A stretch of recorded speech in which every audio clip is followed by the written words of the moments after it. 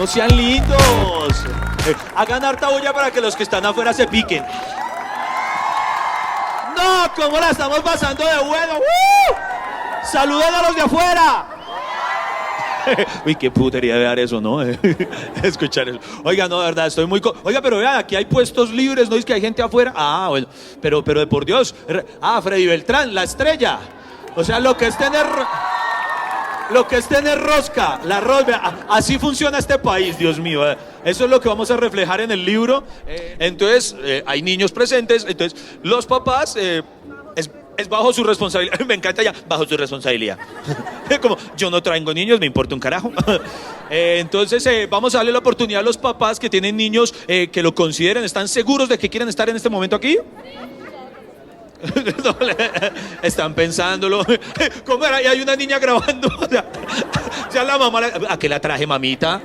Grave, o sea, no me mames a fila para nada, de verdad. Bueno, conste, ya nos lavamos las manos. Entonces, primero que todo, muchísimas gracias por acompañarme el día de hoy, porque esto es un evento muy importante para mí, aunque no lo crean. Estoy haciendo un sueño realidad, porque es mi primer libro. Ya ahorita les voy a contar a profundidad acerca de cómo yo tenía el sueño de escribir desde niño. Por favor, levanten la mano las personas que de pronto me conocen de antes, o sea, que me han visto mi trabajo en televisión, en teatro o en alguna... Tan lindos. Pero precisamente, supongo que ustedes no me conocían como escritor. Y es nueva la faceta para ustedes, pero para mí no. Desde niño yo escribía, tenía esa ilusión de estar acá en este escenario, precisamente hablándoles de eso. ¿De qué versa? ¿De qué trata Cuentos que ni para qué le cuento? Es un libro de cuentos, obviamente, como su título lo indica, pero no son cuentos infantiles, es una parodia de los cuentos tradicionales con los cuales crecimos, con los cuentos de los hermanos Grimm, de Hans Christian Andersen, de Perrault, pero adaptados y narrados de una forma contemporánea, muy adulta, con algo de crítica social. En la casa, mi tío Fernando fue el que me enseñó a leer. Mi tío Fercho era el que me enseñaba, me llevaba, muy sabiamente, me llevaba cómics. Porque mucha gente me pregunta, ¿por qué te empezó a gustar tanto Batman? Resulta que cuando yo aprendí a leer, lo hice a través de cómics. Entonces yo veía que Batman le estaba dando en la jeta a otros y decía, ¿pero por qué? ¿Qué le hicieron? Entonces eso hizo que se despertara mi interés por desarrollar rápidamente la lectura. Y entonces ahí empieza mi amor con las revistas, con los cómics. Empiezo a leer. Mi papá era coleccionista también de cómics, entonces empiezo a leer, para los que sean de mi edad van a entender, a Calimán, a Arandú, Águila Solitaria.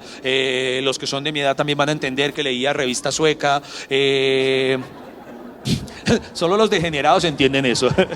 Que siempre ¿por qué se llamaba sueca? O sea, cuando uno, les cuento, a los niños de mi generación, si nos preguntaban a dónde quisiera ir, a Suecia. Uno se imaginaba que uno llegaba a ese país y lo recibían. Entonces, ¿qué, papi? Pero esa era una de las primeras lecturas. Y la otra, admitámoslo, uno aprendió a leer también con Condorito, porque yo no sé qué tenía Yayita, pero a uno lo ponía a 1000. Y conozco más de un degenerado que hasta Doña Tremebunda lo emocionaba. Entonces, yo empiezo a leer desde muy niño y yo era obsesivo con la lectura. Yo fui un niño muy ñoño, hablando en serio. Por ejemplo, durante la primaria, para unas vacaciones, nos pusieron de tarea, lean un libro en vacaciones, el que ustedes quieran, tema libre, y cuando lleguen van a hablar de ese libro.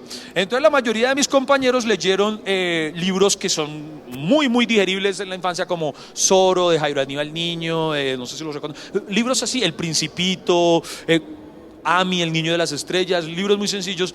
Cuando llega ese día de compartir la lectura con la maestra, me paro yo y dice, bueno, Iván, ¿y tú qué leíste? Yo le digo, yo leí Grandes Errores del Mundo, de Nigel Bundel. ¿Lo conoce, profesora? Claro. Es que para mí la lectura en mi casa, y eso es algo muy importante que invito a los papás a que lo hagan, es muy importante dar ejemplo a los niños a la lectura. Para mí la lectura siempre fue algo supremamente natural desde casa. Mi papá me enseñó algo que le debo reconocer, es que, por ejemplo, yo lo veía leyendo y yo le preguntaba por alguna palabra que me llamara la atención. Y él no me respondía, él me decía, vaya al diccionario y busque usted la respuesta. Y yo iba y después hablaba con él y yo le tenía que explicar a él qué era. Y cuando empiezo a crecer, empiezo a escribir libros. Bueno, no libros, empiezo a escribir poesía.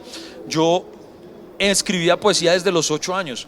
Yo era todo enamoradizo. Yo le escribía a la niña de enfrente. Yo, ay, Dios mío. Yo la veía allá ahí borrando y yo decía, uy, ¿quién fuera borrador? Dios mío. Y ay, yo era así. Entonces yo escribía, yo llevaba un cuadernito y yo ahí llevaba mis poemas. En una ocasión, estaba yo en tercero de primaria. Todo esto que estoy contando es en serio. No estoy. La profesora descubrió mi cuaderno. Entonces me dijo, y vio, no era normal que un niño de 8 años tuviera todo un cuaderno lleno de poesía. Y ella dijo, me preguntó, ¿y esto qué es? Y yo, no, pues mis poemas. Repito, para mí eso era normal. Entonces ella, muy bonita en su intención, me dijo, estos poemas tienes que leerlos y compartirlos con toda la clase. No, no era buena idea. Los profesores no ven las cosas como uno. Imagínense uno de 8 años en un colegio distrital donde uno se tenía que hacer respetar. Y yo frente a ellos, la niña de enfrente, yo quisiera ser su borrador. Después esa montada que me pegaron era, ¡uy! ¡El poeta! Se la vamos a meter en verso. No, eso era...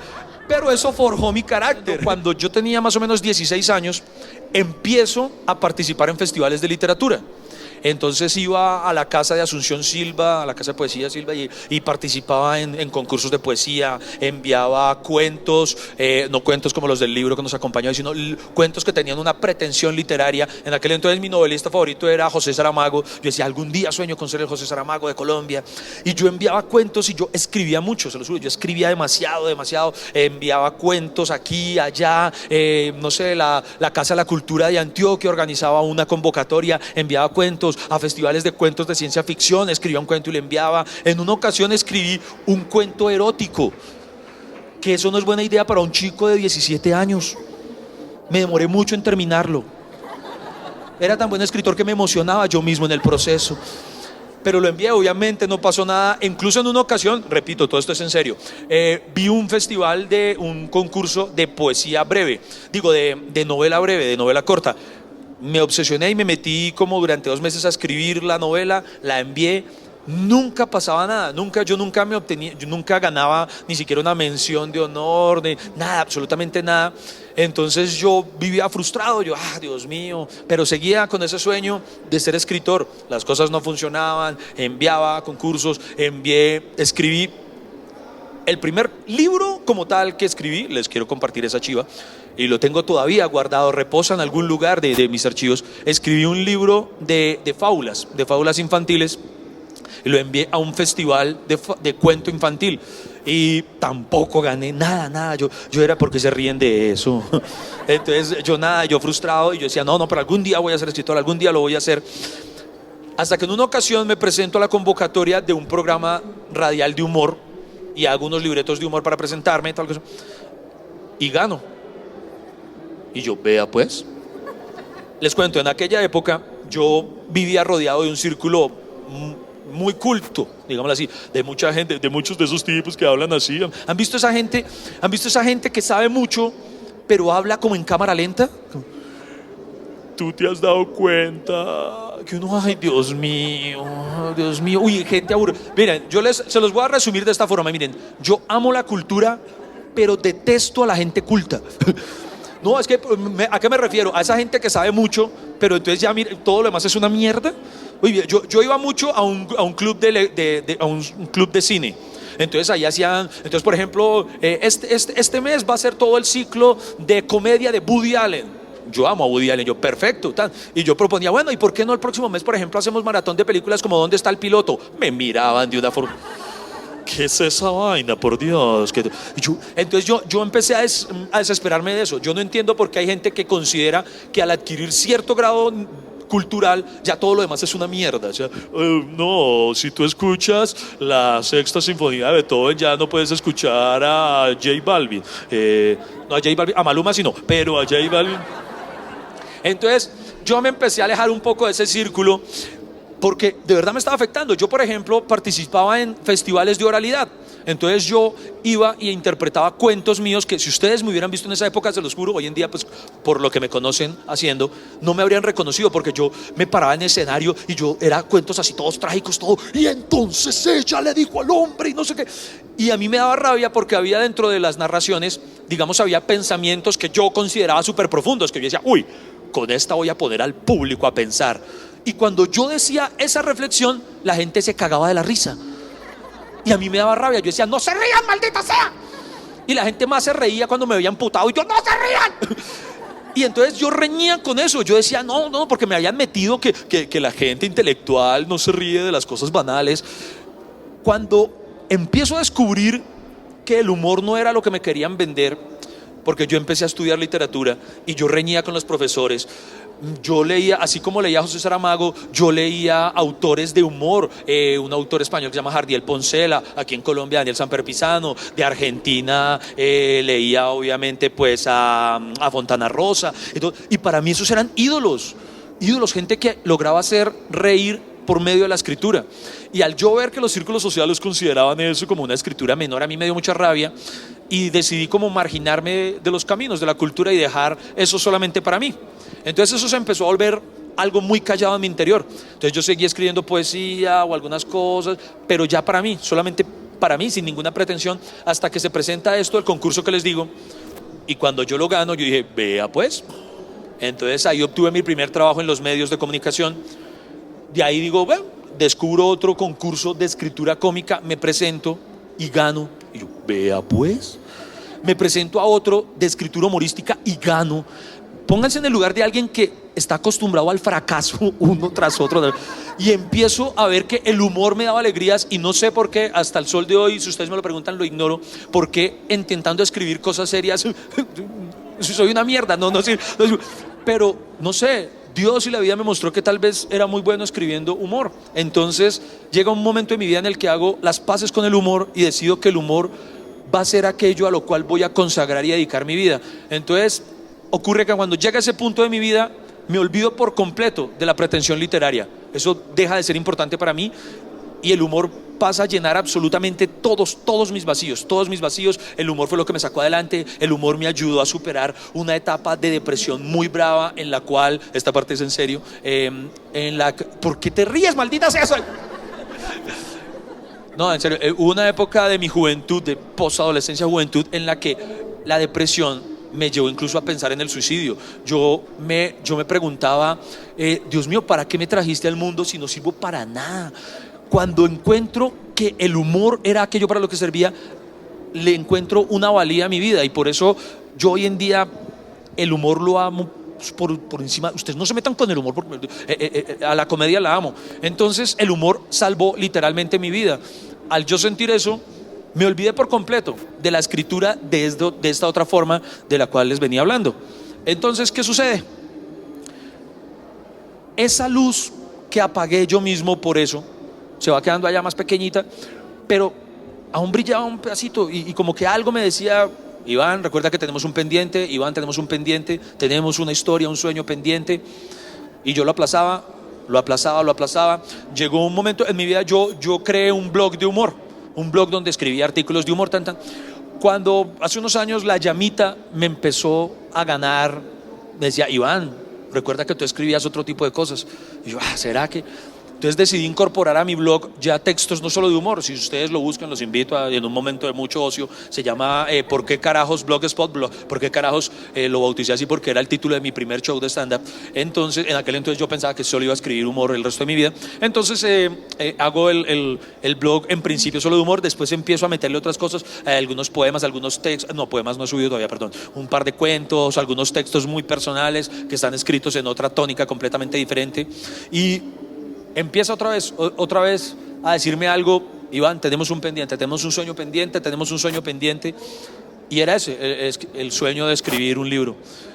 El año pasado ocurre que estoy en una entrevista en El Tiempo. Después de la entrevista salgo, me encuentro con un amigo muy querido, con Jorge de la Osa, y me encuentro con él y nos sentamos a tomarnos un café. Y él me dice, Iván, pero ¿tú no tenías la curiosidad de escribir un libro? Alguna vez me contaste. Y le dije, sí, por ahí algo, me gustaría. Y él, de una manera así, de esos amigos que gracias a Dios la vida le pone a uno que lo embalan, me dijo, espera, te voy a llamar, aquí creo que está un editor del Tiempo, te lo voy a presentar. Entonces llama a Leonardo Archila. Yo nunca he sabido, ¿es Archila o Archila? Archila. Y nos sentamos ese día. Te voy a confesar una cosa súper radical en este momento. Me siento, voy a pasar vergüenzas ante todos ustedes. Me siento con Jorge, Leonardo. Entonces Leonardo dice, bueno, que tienes una idea para un libro. Y yo, sí, sí, señor. Yo tenía una idea de un cuento, de un mugroso cuento. Y ya, entonces yo le digo a él, tengo la idea de un libro de cuentos y me gustaría hacer. Entonces él, bueno, ¿como de qué tipo de cuento sería? Entonces le cuento como la sinopsis de qué me gustaría que fuera. Entonces le digo, me gustaría hacer una parodia de los cuentos clásicos, entonces me gustaría parodiar Los Tres Cerditos.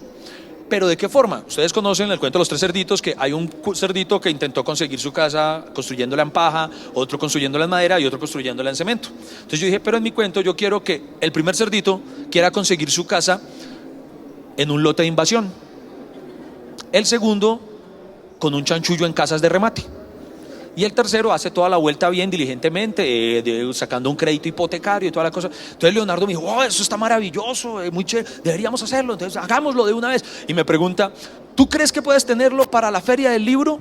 Recuerden, estamos hablando de diciembre. Yo le pregunto, ¿cuándo es la feria del libro? Me dice, en abril. Yo hago cálculo, estamos en diciembre, son 5 meses. Yo dije, ¡pum! Claro. Entonces me dice, perfecto, entonces me lo tienes que entregar a finales de enero.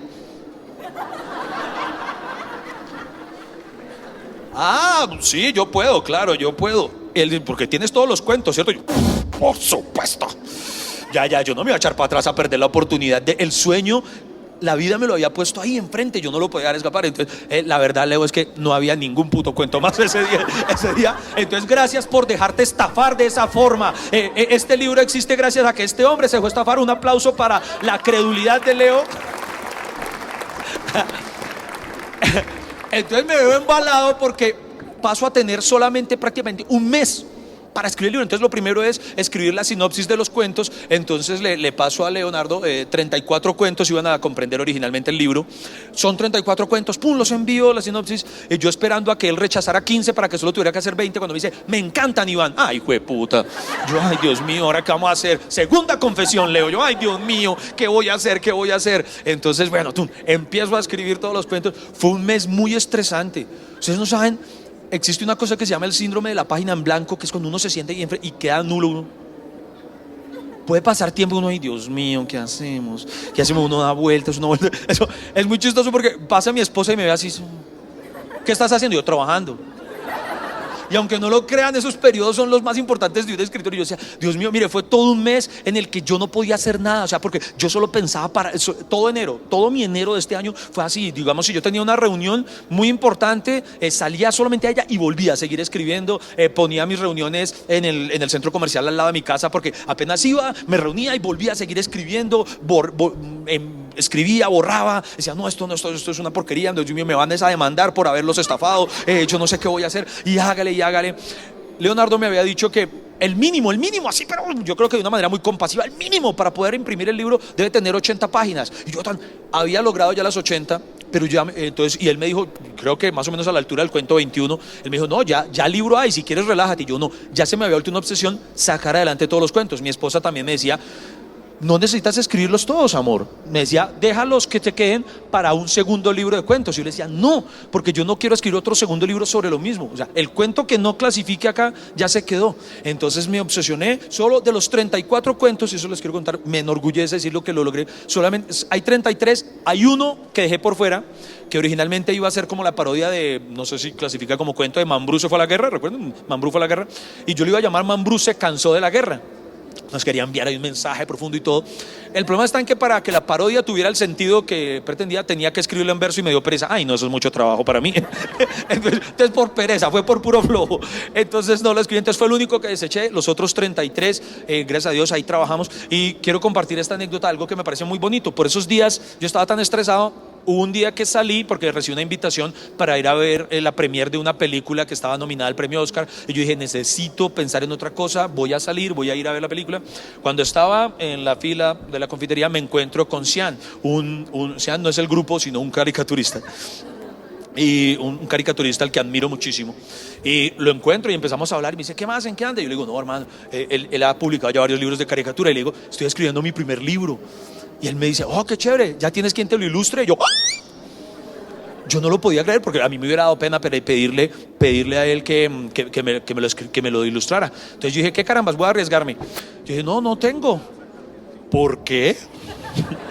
Y él de una forma muy bonita y muy generosa se ofreció. Me dijo, ¿quieres que te lo ilustre? Hablemos. Y yo, perfecto. Yo dije, lo que pasa es que hay que estafar a un editor. Afortunadamente él lo... Y entonces lo puse en contacto con Leo y logramos estafarlo. Entonces la portada del libro y las ilustraciones son de este caricaturista que las hizo en tiempo récord porque fue como 2 semanas antes. Él de una manera muy acuciosa, de verdad lo llevo en el corazón por eso, por haberse sumado a esa cruzada quijotesca de este libro. Entonces se dieron todas esas cosas, logré entregarlo, ahí salió y eso es lo que me tiene hoy aquí frente a ustedes.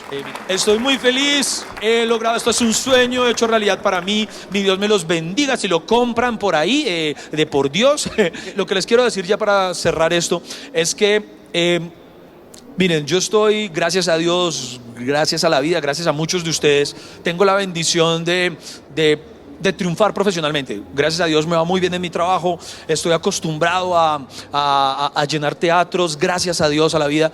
Pero ustedes no se alcanzan a imaginar lo que para mí significa el verlos a ustedes hoy acá. Eso me produce una emoción especial porque me están acompañando en algo completamente distinto a lo cual me han visto siempre. Entonces eso significa que ustedes están conmigo de una forma mucho más profunda, que vinieron acá, pues no sé si esperaban reírse, igual no era la idea, era compartir eso, pero si se rieron de chévere de paso.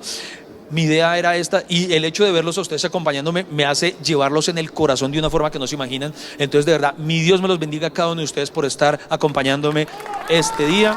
Entonces, ya nos vamos a ver allá. Hagamos una cosa, 2 preguntas para responderles, aprovechemos. Listo, dale, pregunta. Te toca hablar duro porque...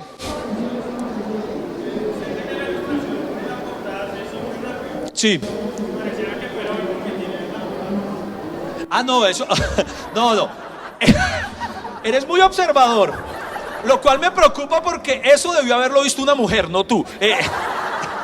Pero sí, la verdad es que en realidad fue mi esposa quien hoy cuando... Yo soy un hombre esposo dependiente. Entonces yo le dije, amor, ¿cómo me he visto hoy? Y ella me dijo, vístete como estás en la portada del libro. Yo dije, ¡qué idiota! Y entonces no pensé que hubiera alguien como tú. Pero ese fue el motivo. Muy bien. ¿Qué más quiere preguntar? No, tú eres mi ahijado, tú me puedes preguntar cuando quieras. El caballero. Iván, ¿dónde me consigo un editor como el tuyo, pero que no sepa la trampa? Es que él era el único editor ingenuo y ya lo acabo de advertir. O sea, él quería saber dónde conseguía otro editor así de ingenuo, no paila. ¿Qué más? Pregunta, rápido. Tenemos 5 minutos, aprovechen, muchachos. Listo. ¿Cómo estás?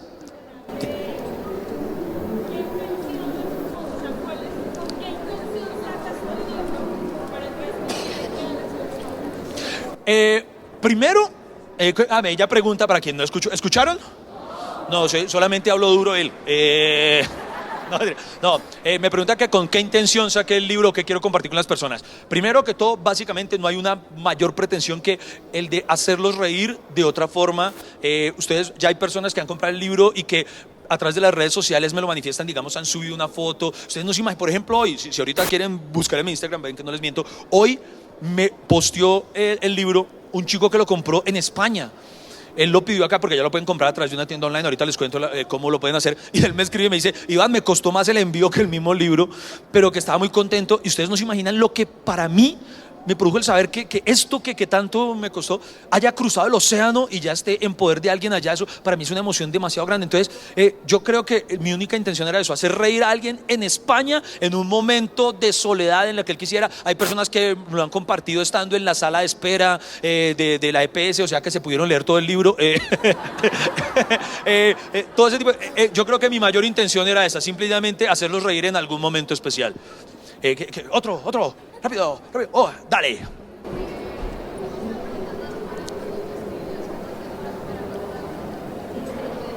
Ok, ella pregunta que cómo hacía para superar las lagunas cuando no encontraba la inspiración, ¿te refieres? ¿Sí?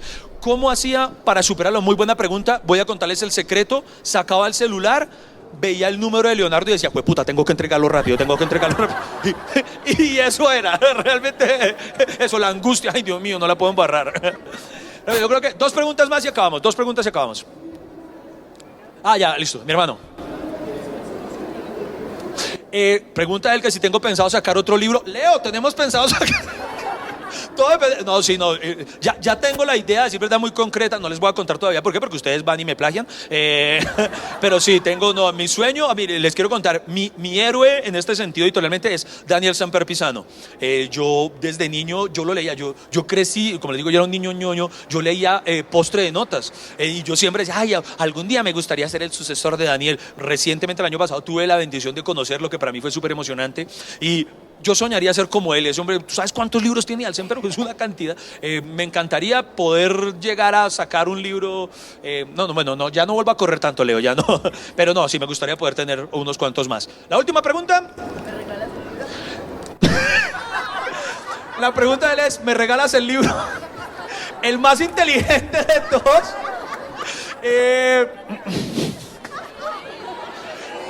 Todos nos adherimos. Todo lo de... si mi esposa aprueba... sí, tú no eres mi esposa.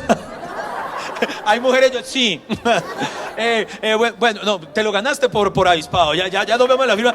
Muchachos, mi Dios me los bendiga. Muchísimas gracias, los dejo con Leo. Recuerden suscríbanse y comenten. Este canal es para ustedes, para que opinen lo que les gustó, lo que no les gustó, pero con respeto, eso sí. También pueden ver todos los videos anteriores, ver el siguiente, recomendar, activen las notificaciones. Mejor dicho, este es su canal.